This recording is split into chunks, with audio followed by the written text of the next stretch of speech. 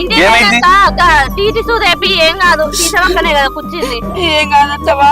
ఏం కాదు పొద్దుగాల లేపి ఇప్పుడు రాత్రి అయినా చెప్పి పొద్దుగాల అయితే మళ్ళీ లేట్ అవుతుంది.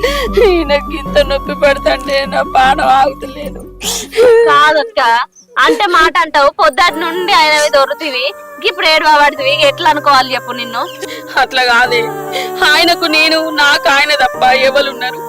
కోపం వచ్చినా సంతోషం వచ్చినా ఈయననే అంటనే ఎవరినా. ఇప్పుడు చూడు నా వల్ల దెబ్బ తాకించుకున్నాడు. పొలం కడిగి తీసుకురాకున్నా అయిపో. నువ్వేమన్నా కావాలని చేసినావానే? ఊకో, అది తగ్గిపోతులే. అయినా సరమ్మా, నువ్వు నన్ను రోజు తిడతా అంటే నన్ను ఓడవటం లేదు అనుకున్నా గాని నా మీద ఎంత ప్రేమ ఉందేవే నీకు. నువ్వెంత మంచిదానివే.